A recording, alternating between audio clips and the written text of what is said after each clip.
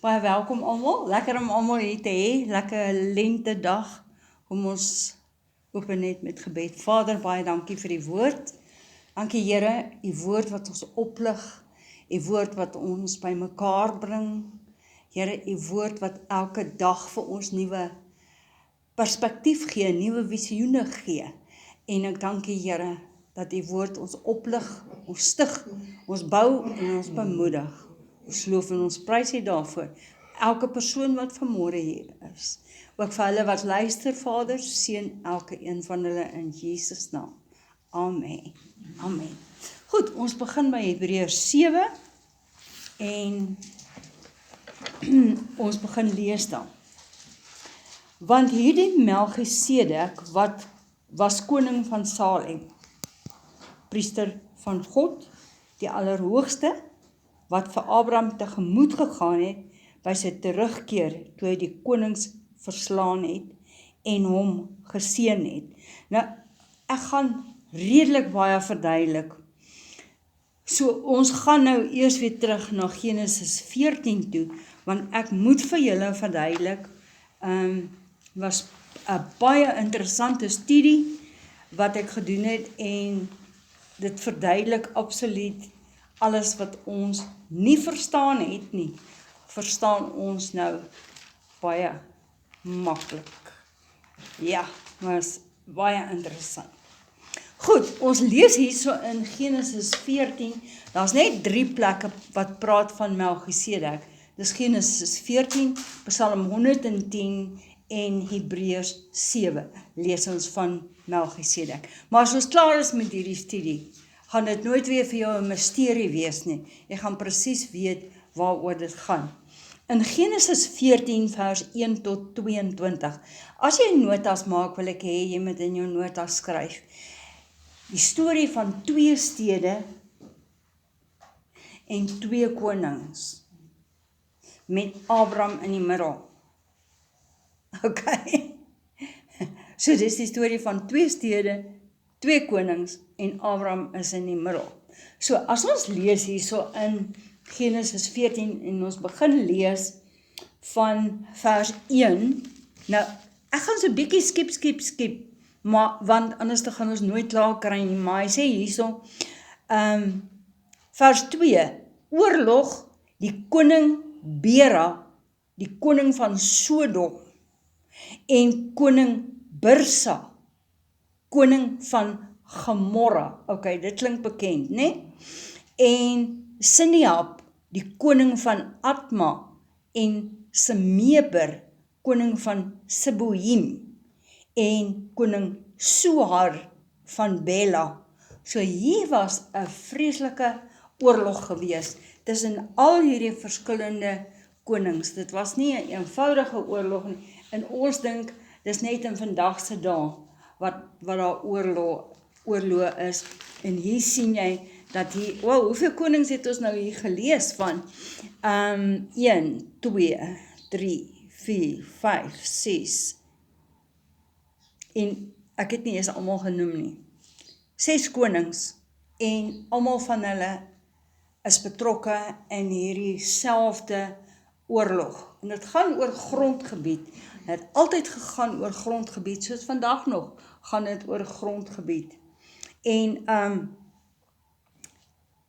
Lot is Abraham se broerskind.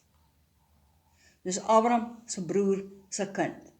En Lot word gevange geneem in hierdie geveg tussen hierdie verskillende konings. Okay. En iemand kom vertel in vers 13, as jy dit daar wil lees, vers 13, iemand kom vertel vir Abraham en sê vir Abraham, jou neefie Lot is ook weggeneem saam met sy vrou en sy kinders en sy goed en alles. In vers 14 van Genesis 14, Abraham vat sy eie weermag. Wow, Abraham het sy eie weermag gehad van 318 manne. Wow. En hy gaan en hy verslaan hulle. In vers 16 bring hy sy broerskind terug, dis nou Lot. En Lot se goed en sy vroue en ook manskappe, onthou dit. Onthou dit, want dit gaan later terugkom. En die koning van Salem, ek het gesê 2 konings. Daar's die koning van Sodom en die koning van Salem. En die koning van Salem, wat nou Melchisedek is later, né, het Abraham tegemoet getrek. Nou skiep na vers 21 toe. Ons gaan later weer terugkom na vers 17 toe, maar skiep na 21. En die koning van Sodom sê vir Abraham, gee my mense terug, maar jy kan die goed hou.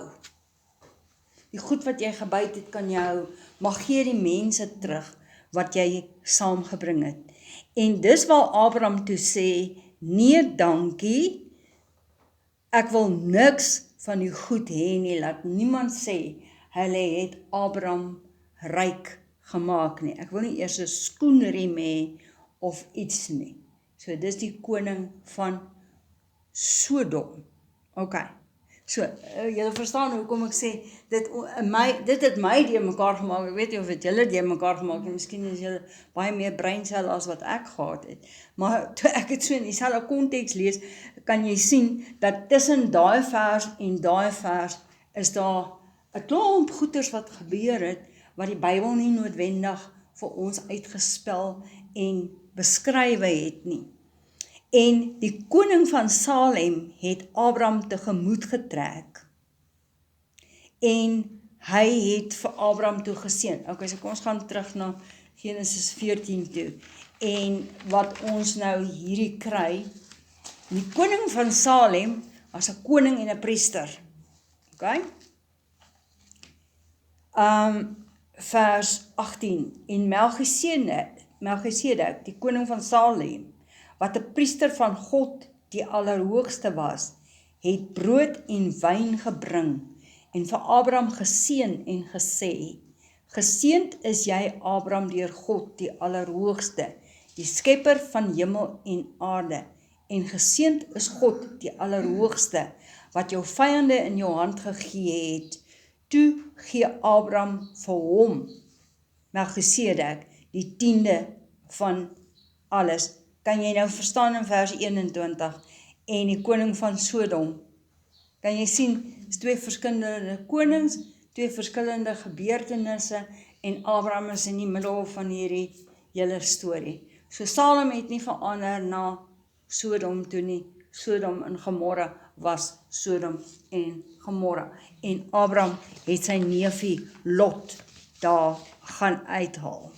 Ok, nou, Salem, waar kom Salem vandaan? In antieke Israel is die stad genoem Salem. Nou ek het daar vir julle geskryf, Salem. 700 jaar voordat Rome, moet my stokkie gebring, Salem, 700 jaar voordat Rome ontstaan het, het die Jebusiete Salem ingeneem. En toe noem hulle dit iets anders. Toe noem hulle dit Jebus. Ek gaan dit verduidelik, soos byvoorbeeld, almal van julle weet wat is Bloemfontein. Bloemfontein is Bloemfontein. Wat word hy vandag genoem? Mangaung. As jy die twee bymekaar sit en jy sê Mangatein of Bloemhagung, verstaan jy, kom die storie vandaan. Dis soos Polokwane, wat Pretoria is, Okwe, nee, en hier kom die twee name by mekaar, en toe sit hulle die twee name by mekaar, en hulle sê, ons is nou baas, hierso want ons is die Jebusiete, en hulle noem dit Jerusalem. En Jerusalem raak toe nou te moeilik om uit te spreek, en dit raak toe Jerusalem. Ok. Interessant. Nee. So, nou gaan ons terug na Melchisedek toe. En ons sien hierso baie duidelik dat Melchisedek was 'n koning en 'n priester. En hy was koning van die Allerhoogste God. En hy het 2 elemente, ek het nou verkeerd gewys daar. Melchisedek het brood en wyn aan Abraham gegee, nee. En hy was 'n koning en hy was 'n priester. Okay, is al wat ons nou moet onthou. Nou gaan ons terug na Hebreërs 7 toe. En ons gaan aan om daar te lees. Vers 2. Aan wie Abraham ook 'n 10de deel van alles gegee het. Hy was in die eerste plek, volgens uitleg, koning van geregtigheid. En geregtigheid beteken regte plek waarop jy staan, right standing with God, right standing with men, en as jy die hele woord toevou, en wat dit alles beteken, dan is dit vrede. Dit praat van vrede. Okay. So, ons sien hierso, hy was in die eerste plek volgens uitleg koning van geregtigheid, dan ook koning van Salem, dit is koning van vrede, sonder vader, sonder moeder, sonder geslagsregister. Okay, nou gaan ons eers daar stop. Nou gaan ons terug na die Ou Testament van hoe priesters gekies is in die Ou Testament. In die Ou Testament was die stam waaruit jy kom, was baie belangrik. Okay, so, julle weet daar was die 12 stamme van Israel. Pastoor Jan, kan jy onthou wat was die 12 stamme van Israel? Daar was baie van die stamme, nou een van die stamme was Levi, die stam van Levi. En volgens die Joodse verordeninge moes priesters slegs gekies word uit die stam van Levi uit. So as jy nie uit die stam van Levi is nie, maak jy saak hoe oulik jy is nie, jy kan nie gekies word nie, want jou pedigree praat teen jou. Amen. So, nou, in die Ou Testament was daardie baie belangrik. En hulle sou nie 'n priester kies as hy nie uit die stam van Levi was nie. Nou interessant, nie Melchisedek of Jesus Christus was uit die stam van Levi nie. En Melchisedek nie vader of moeder gehad nie, beteken dit, hy was nie werklik 'n mens nie, hy was 'n God. Ons gaan nou verder lees. Omdat hy nie van die Joodse kultuur was nie, het hulle nooit moeite gedoen om sy herkoms neer te skryf nie. Julle weet in die Bybel, dat word baie keer die man word neergeskryf, die man se familie, maar die vrouens word weggelaat, dis 'n Joodse tradisie. So, Melchisedek is nooit, sy geslagsregister is nooit neergeskryf nie, omdat hy nie uit die stam van Levi was nie. So almal wat in die stam van Levi was, sy geslagsregister is opgeskryf. So as daar in die stam van Levi 'n seun gebore word, dan word daar geskryf, hier is Koos nou gebore. Sy pa was Aaron. Aaron se pa was dit, was dat.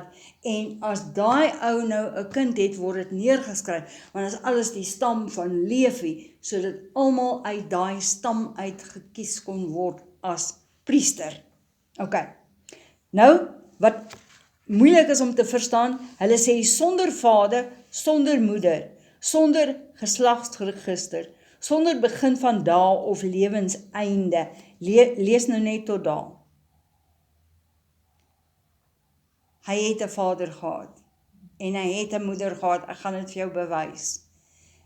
Maar, dit is nooit neergeskryf nie, want dit was nie belangrik nie. Want hy was nie uit die stam van Levi nie. Hy was nie deel van die Joodse kultuur nie. Nee, julle weet, soos wat ons laas keer gepraat het van die stam waaruit jy kom, is nogal belangrik. En in ons Afrika volke, is die stam waaruit jy kom, is nogal baie belangrik. Nee, jy praat van die Xhosas en die Zulus en die Sothos en die Wendas en die stamme is baie belangrik. Wat God hier bedoel het met Melchisedek, wat heeltemal buitekant 'n stam uitgekom het, was om te sê, dit was 'n soos wat ek hier gesê het, dit was 'n vooruitskaduween waar God gesê het, ek gaan nou wegbeweeg van die stam waaruit jy kom. Jy is nie meer belangrik omdat jy uit 'n stam uitkom nie. Jy weet, soos baie mense het op hulle deur, op hulle voordeur 'n groot familiewapen. Ons is die stam van ons familie is die koekemoers van ensovoorts, en van groot pride daarin, maar ons is van daardie familie. So God wou wegbeweeg van dit. Ok, nou moet ons teruggaan na die Engels toe, want hier is nou iets wat nie lekker vertaal is nie. Want hy sê in Afrikaans, maar gelijkgestel aan die seun van God. Lees hom in die Engels. 7 vers 3. Without father, without mother, without descent, having neither beginning of days nor end of days, but made like unto the Son of God. Like God. 'n tipe van 'n orde van Christus. Nie, soos die Afrikaans hier sê, gelijkgestel aan die seun van God nie. Jy kan 'n nota daar maak, dis verkeerd vertaal. Jy kan hom gaan kyk in die Grieks. Hy sê like sê nie, dit is so nie. Jy weet? Ok, so, kom ons gaan aan. Bly hy priester altyd deur.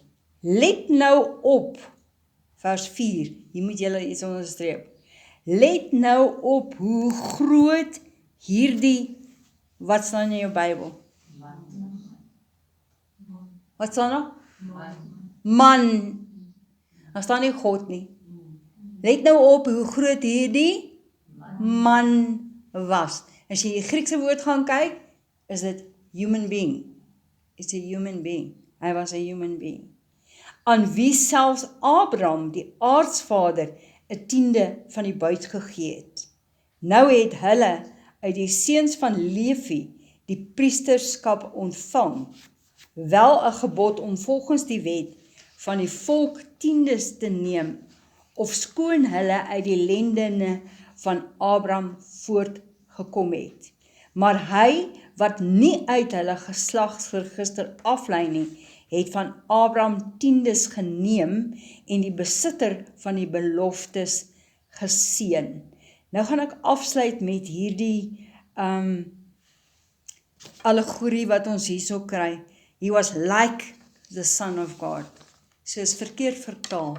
Dis nie, he was, Afrikaans sê, gelijkgestel in die seun van God. He was like. Hy was 'n tipe en volgens 'n voorbeeld. Nou, hoekom ek hierdie skets gemaak het, is, daai is Jesus Christus en die Ou Testament is skaduwees en tipes van die Nuwe Testament.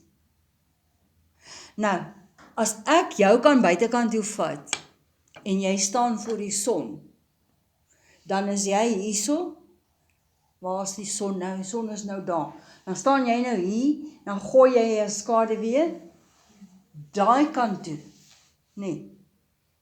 En hoe die son skuif, raak die skaduwee minder en minder en minder, tot jy en jou skaduwee een word, soos die tyd aanstap. Nee. Selfde hierso in die Ou Testament. In die Ou Testament was hierdie mense was 'n skaduwee en 'n tipe van Jesus Christus. Maar toe die tyd volbring is, het die skaduwees verdwyn en die werklike het gemanifesteer soos dit moet manifesteer. Amen. Nou, kan jou skaduwee 'n entiteit word sonder jou? As ek jou wegvat voor die son, kan jou skaduwee bly staan? Nee. So, jou skaduwee kan ingaan terug in jou in. Maar jy kan nie teruggaan in jou skaduwee in nie. Praat ek die waarheid? So jou skaduwee kan teruggaan in jou werklikheid in en jy bly een entiteit. Maar jou skaduwee kan nie iets word apart van jou nie. So Melchisedek was 'n skaduwee en 'n tipe van Jesus Christus, die koning van die konings en die Here van die Here. Abraham was 'n goeie diensknegt van die Here. Melchisedek was 'n koning en 'n priester. Hy was bietjie beter as Abraham. Maar albei van hulle was skaduwees en tipes wat wys na Jesus Christus, wat die koning van die konings was, die seun van God, die skepper van alles, die beginner, die einde, die alfa, omega, ensovoorts, ensovoorts. So, ons sien in 1 Petrus 1 vers 10 tot 12. Kom ons gaan gou 1 Petrus 1 vers 10 tot 12. Vers 10 tot 12. Ek lees vers 10, 1 Petrus 1 vers 10. Aangaande hierdie saligheid, praat van hoe as Jesus sou manifesteer en in die kruis kom sterf. Aangaande hierdie saligheid het die profete wat geprofeteer het oor die genade wat vir ons bestem is, ondersoek en nagevors. En hulle het nagespeur op watter of hoedanige tyd die gees van Christus wat in hulle was gewys het, toe hy vooruitgetuig het van die lyde wat oor Christus sou kom en die heerlikheid daarna. So ons sien, Melchisedek het iets verstaan van wat sou kom, want hy kom en hy bring brood en wyn. Hy het iets ingesien van wat sou kom, hoe Jesus Christus sy liggaam en sy bloed sou kon gee.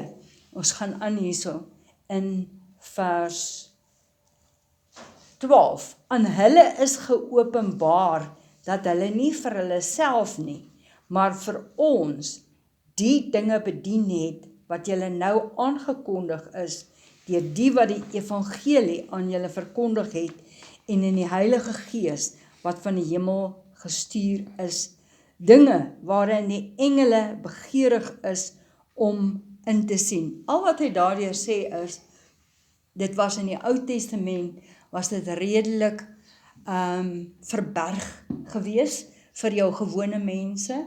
Hulle het nie so lekker verstaan nie, behalwe die ouens wat profete was, soos Melchisedek, wat diep ingesien het. Ook in Jesaja, ons is klaar met die boek van Jesaja, en in die boek Jesaja word daar baie gepraat van die saligheid wat sou kom deur Jesus Christus. Ons het gesien in Jesaja die diensknegt koning en alles. God het aan die profete stukkies geopenbaar van Jesus wat sou kom. Amen. So, Melchisedek, was hy 'n God, was hy 'n man, was hy 'n profeet, was hy 'n koning, hy was 'n koning en 'n priester, maar hy was 'n man. Hoekom het hulle nie sy sterfdatum opgeskryf nie? Met 'n spesifieke rede. Want hulle wou hê, hy moet pas by die prentjie van Jesus Christus, wat nooit 'n begin en 'n einde gehad het nie. Want Jesus Christus is nooit gebore nie. Hy is gebore as mens, ja, maar dit was 100% God, 100% mens. En dit is neergeskryf, hy is gebore deur die maagd Maria. Maar as God self, skepper van hemel en aarde, as die seun van God, het hy nie 'n begin nie en het hy nie 'n einde nie. En dis waarom Melchisedek hulle dit so gelaat het, want hulle wou hê, dit moet 'n skaduwee en 'n tipe wees van Jesus Christus. En dis die hele storie van Melchisedek. Ja, as ek hier kan inkom, Melchisedek se priesterskap was ewig. Yes. Jesus, die werklike, is ewig. Wat maak dit belangrik? As priesterskap in die ou bedeling van die Lewiete het verbygegaan en dan moes daar weer 'n nuwe priester kom en dan moes daar weer elke keer as daar 'n nuwe priester kom, dan verander dinge. Julle weet mos hoe werk dit. As daar 'n nuwe president kom, dan verander die land. As daar 'n nuwe dit kom, dan verander dit. Maar toe Jesus kom, die Alfa en die Omega, die begin en die einde, toe verander dit nooit weer nie. En dit maak dit ewig. Nou ewig is goed, sê amen. Amen. As jy, hoe meer jy kan vertoef in die ewigheid, en ewigheid soos die Vader se teenswoordigheid, om teenswoordig te wees in die Vader se teenswoordigheid, is om teenswoordig te wees in ewigheid. En hoe langer jy jouself blootstel aan die Vader se ewige teenswoordigheid, hoe meer geduldig raak jy. Kom nou, as daar tyd betrokke is, dan raak jy ongeduldig. Dis Jy moet waar. dit doen, jy moet dit doen, dit nog, tyd is min die tyd.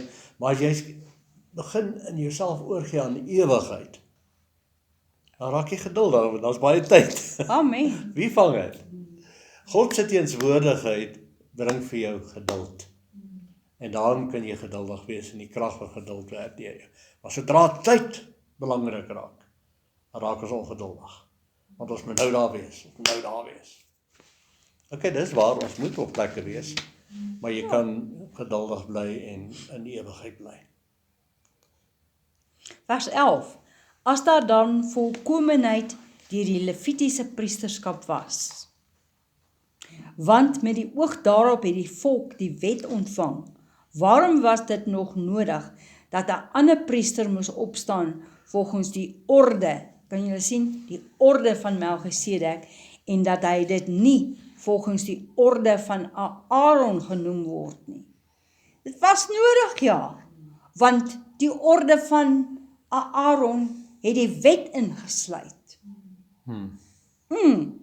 En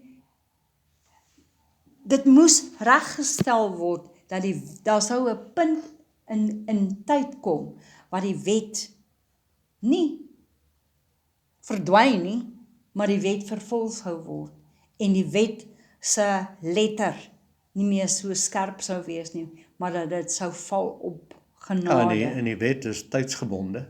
Jy moet 7 dae, die 7de dag moet jy dit doen, en daai dag moet jy dit doen. Daai dag, so tye word waargeneem. Maar wanneer die nuwe orde aanbreek in Christus Jesus, die ewige orde, verdwyn tyd. Amen. En neem ons nie meer tyd waar nie. Amen. Vir die ouens wat nog steeds, ek vra nog steeds die vraag, wat se meublement is nooit gevind in die tabernakel van Moses nie. Gaan lees Levitikus 11, dan sien jy in die oggend moes hulle dit doen, jy praat oor van tyd, in die oggend moes hulle die môreoffer bring, en dan moes hulle die middagoffer bring, en dan moes hulle die aandoffer bring, en dan moes hulle die lampe gaan trim, en dan moes hulle die wierook gaan opsteek, dan moet hulle dit doen, dan moet hulle dat doen, en dan moet hulle soveel en soveel goed slag, dan moet hulle die bloed vat, en hulle moet dit daar gaan sprinkel, en hulle moet dit aan die oor van die priester sit, en, tydsgebonde. Ja, bring onrustigheid, ja. Ja. Wat 'n meublement is dan nooit gevind in die tabernakel van Moses nie. Jy sou dit nooit daar kry nie. Goed. Nou dis nog steeds 'n riddel, né? Ja, dis Jy gaan dit nog steeds nie bekend maak. Nee, ek gaan dit nog steeds okay. bekend maak nie. Daar's van julle wat vir my kom sê het, en baie dankie. Baie dankie vir almal van julle wat vir my kom sê het. So moet dit nie hier in die klas hardop Ja, sê moet nie, dit nie in maar die kom klas sê dit sê vir ons nie. privaat. Ons wil graag hê die mense moet teruggaan na hulle Bybels toe. Start reading your Bibles. Amen. Gaan lees die ou tabernakel, of die ou verbond, Yes. waar hulle die so tydgebonde was, en elke tyd was so belangrik, die tyd vir dit, die tyd vir dat. En dan gaan kyk hulle na die meublement daarso, en kyk Watse meublement was daar nie in die in tabernakel die tabernakel nie? Goed. van Moses. En dan weet ons privaat en uiteindelik sal ons die groot riddel vir julle Aan die einde oplos. van Hebreërs sal ons dit vir julle sê. En daar is 'n prys verbonde aan die persoon. Ek gaan al die regte antwoorde in 'n hoed gooi. En dan trek ons die En prys. dan trek ons die prys. Ag, dis maar net. Nou ja, wat is die prys? Dit is unfair. Ek het die antwoord eers gegee. So wat is die So jou naam is klaar in die hoed. Ja, jou naam is eerste in die hoed. En Tikkie het tweede gegee. Ja. So julle twee se name is in die hoed. Okay. Okay, ons weet nog nie, Omdat- dis nou ook 'n geheime prys, né? Dit Ja, dis 'n maak dit geheime alles prys. baie interessant, ja. Ja. Nou, vers 14. Nou moet jy mooi lees, want dit is volkome duidelik dat ons Here, hy praat van Jesus, uit Juda voortgespruit het. Hallo, ek het nou net gesê hy is nie gebore uit 'n fisiese stam van Levi uit nie, maar Jesus se pa, wat nie sy biologiese pa was nie. Josef was nie Jesus se biologiese pa nie. Josef was uit die stam van Juda. Ja. So kan jy sien, sonder vader, sonder moeder, sonder geslagsregister. En dit pas. Kyk, Jesus was in die geslagregister genoem. Yes. Hy kom duidelik uit die geslagregister. Maar wat Jesus nou heel anders maak, hy is nie uit mens gebore nie. Presies. Want En Josef was nie sy pa nie. ons lees in die evangelie Ja. dat daar was nie 'n verhouding, 'n seksuele verhouding tussen Josef en Maria nie. En wat met haar gebeur het was 'n wonderwerk. Uit die Die Heilige bevrugting was uit die Heilige Gees, so 'n goddelike embrio wat in haar geplaas is. En dis waarom hy nie kon sonde doen nie. Toe hy gebore is as mens, hy was wel vlees en bloed, maar sonder sonde. En sonde is die woordjie, Griekse woord hamartia. Ek weet nie, spreek ek nou daar gehoor, maar anders sê heeltemal 'n ander uitspraak. Maar maak nie saak nie, ek bly by hamartia en ek hou van die Afrikaans want die R is daarin, harmatia. Nou jy sê daar moet nie 'n har in wees nie. Nee, dis Hamar. Hamar, okay, maar kom ons sê dan die klem op mar. Tia beteken mis die beeld van die Vader wat goddelike liefde is. Amen. Okay, ons is in vers 15.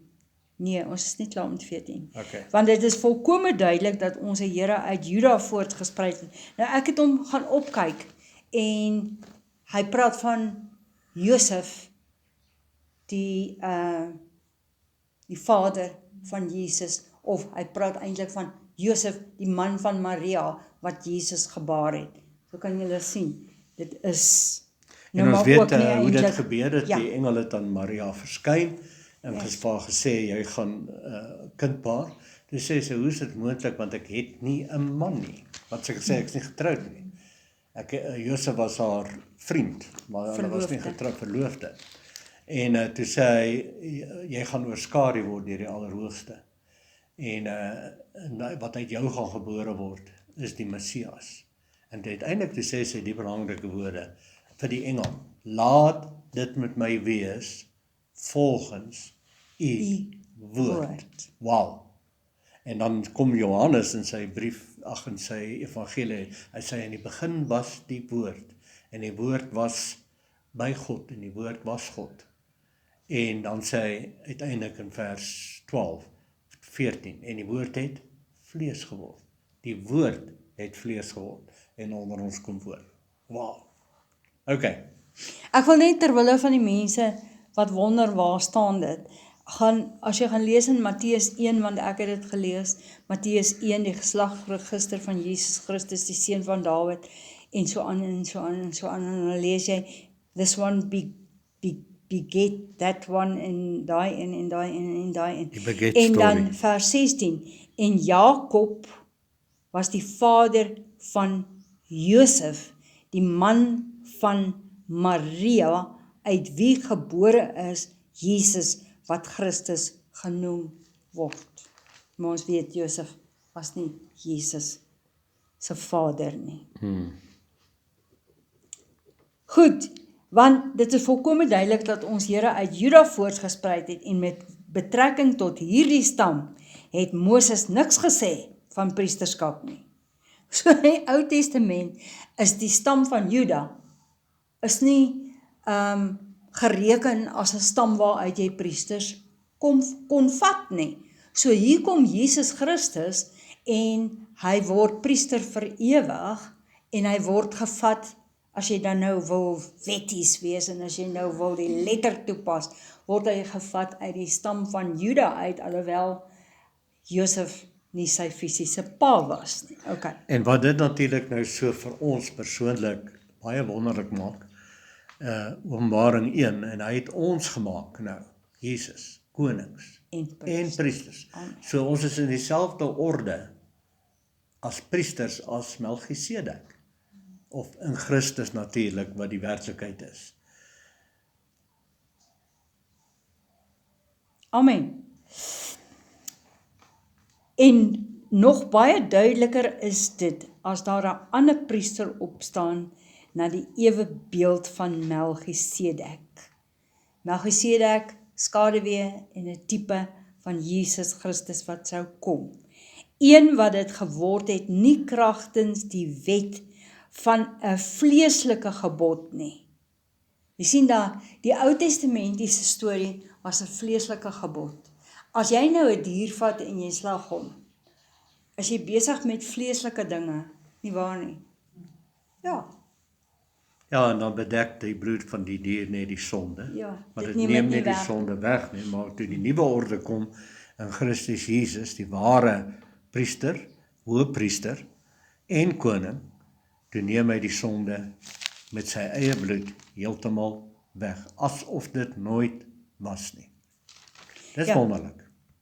En een wat dit geword het, nie kragtens die wet van 'n vleeslike gebod nie, maar uit die krag van die onvernietigbare lewe.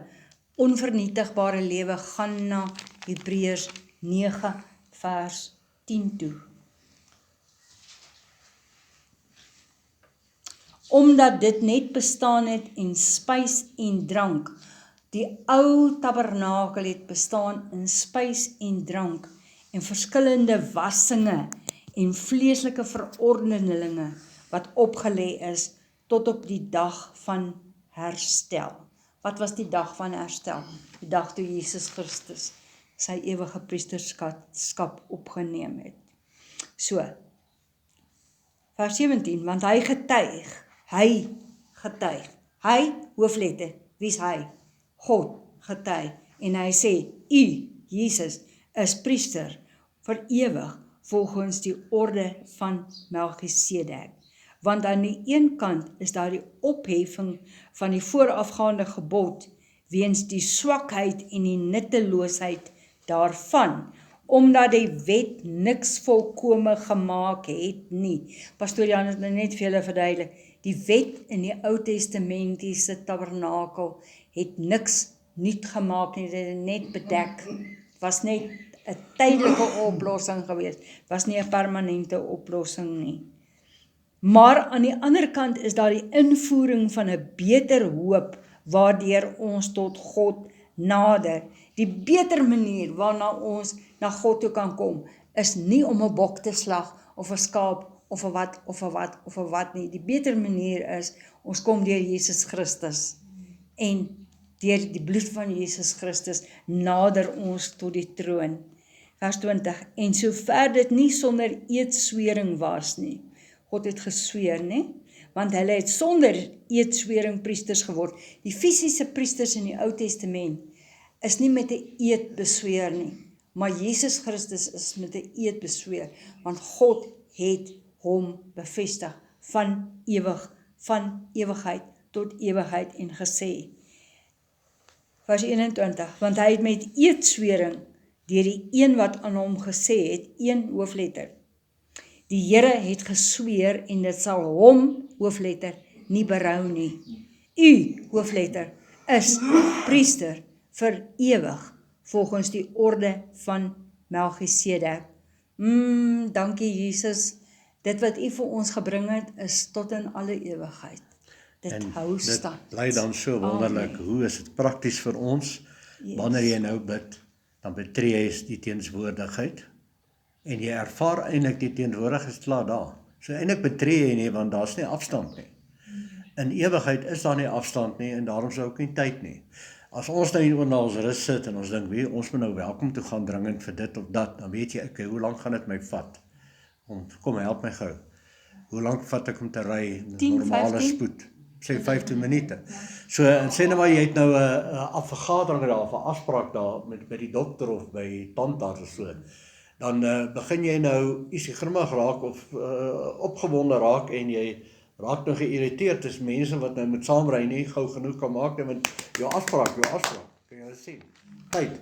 So, afstand jaag jou aan, want jy het tyd nodig om daai tyd daar te kom. So, wanneer 'n mens dan nou die ewigheid van die Vader ervaar, in die nuwe bedeling wat klaar bestaan, wat klaar vir ons nou beskikbaar is, en in gebed kan jy dadelik ingaan, en jy ervaar daai teenswoordigheid van die Vader, dan ervaar jy tydloosheid en afstandloosheid. En daarom sê ek, as jy ewigheid aanhoudend ervaar, raak jy 'n baie geduldige mens. Want wat maak jy ongeduldig, Marke? Ek moet nou gaan, ek moet by die werk kom, né? Want dink nou net daaraan, as jy ewig tyd het, dan gaan jy so rustig en geduldig wees. Nou, ek weet, ons het nie ewig tyd hier nie, ons leef in 'n tydelike wêreld met dinge wat nagekom moet word. Maar weet jy, daar kan gebeur iets wonderlik, wanneer jy ingestel is, sê almal ingestel. Weet jy, as jy jou radio instel, soos jy jou TV instel, as jy ingestel is op sy teenswoordigheid, sy ewigheid, dan begin daar 'n rustigheid, 'n ewige rustigheid jou kom, en alhoewel jy moet haastig die kant toe of daai kant toe wees, bly jy rustig. Ek sal nooit vergeet, nou die Dr. Fred Roberts, Ja, nou is ons daar so vir 'n konferensie, en ons vlieg nogal met 'n vliegtuig afsien toe. o, jy was alleen daai. Ja, en ek en 'n ander pastoor, en nou is ons by 'n plek waar ons nou gou vir oulaas nog saam met Dr. Fred gesels en so. Nee, het was nie Neville Norden, Johnny, dis Johnny. O, John. In elk geval, nou is ek nou al, ek was nou lank van die huis af, ek verlang nou na my mense by die huis. Ja, dis nou, Eintlik na my, nee. Ja. Ek wil by die huis kom, julle weet, ek wil by die huis kom.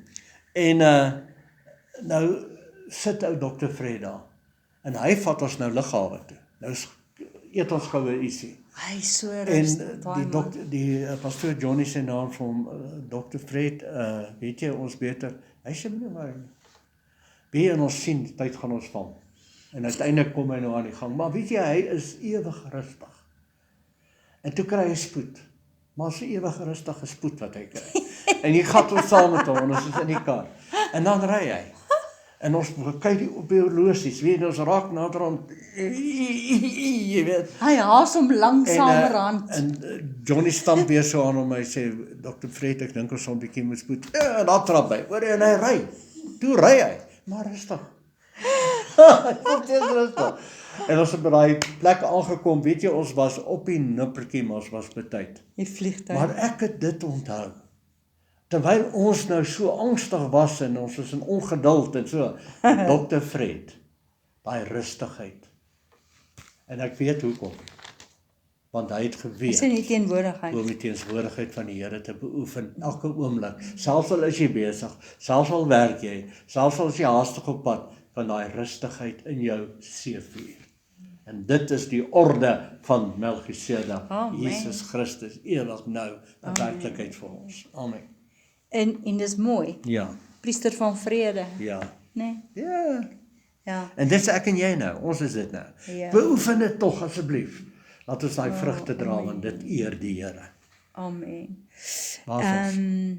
Vers 23. 22. 22. In sover het Jesus van 'n beter verbond borg geword. Mooi man. En hulle het wel priesters geword in 'n groot aantal, om hulle deur die dood verhinder is om aan te bly. Daar was altyd 'n tekort aan priesters gewees, want hulle kon net vir 'n sekere tyd bly.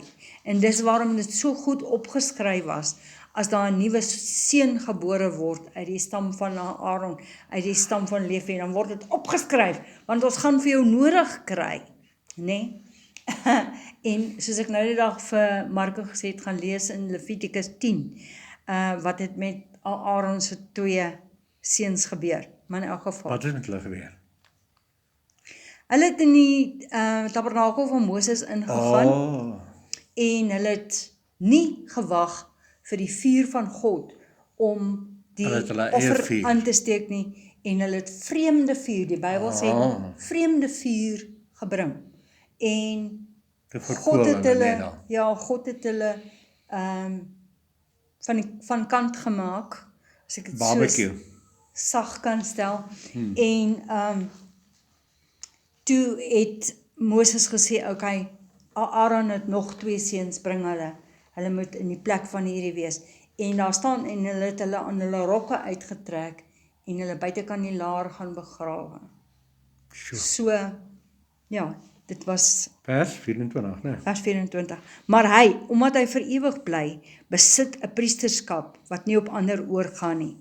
Daarom kan hy ook volkome red. mooi man. Volkome red. En daai red Die- is weer die Griekse woord sozo, Ja. wat beteken ook gesond maak, heel maak, volmaak maak. Die wat deur hom tot God gaan, omdat hy altyd leef om vir hulle in te tree. Halleluja. Altyd leef. Want so 'n hoëpriester was vir ons gepas. Ek wil amper sê ons is dit nie waardig nie, nee. Maar ons waardeer dit wat Jesus vir ons gedoen het. Want so 'n hoëpriester was vir ons gepas, een wat heilig, onskuldig, onbesmet, afgeskei van die sondaars is, en wat hoër as die hemele geword het, wat nie elke dag nodig het, soos die hoëpriesters, om eers vir sy eie sondes offer te bring, en dan vir die van die volk nie. Ek het voorheen vir julle gesê, as jy in Ou Testament gaan lees, die eerste offer wat die priester wat aan diens was, moes bring, was sy eie sondoffer.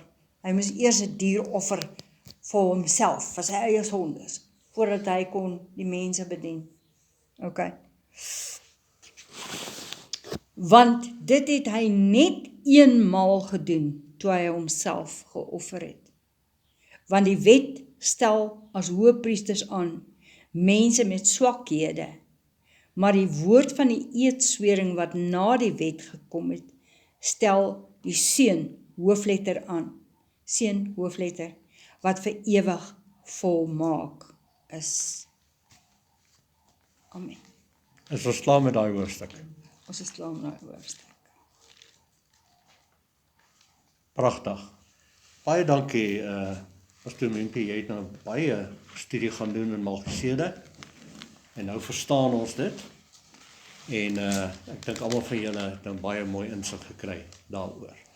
Vader, ons dankie vir hierdie wonderlike les, ons dankie vir wat ons kon leer, ons loof en ons prys die Here. Dankie vir almal wat dan ook luister daarna, en weer luister daarna, so voed ons onsself met woorde van geloof. So word ons sterk tussen ons ore, en dra ons die vrugte van die Gees tot eer en verheerliking van ons hemelse Vader. Dankie. In Jesus naam. Amen. Amen.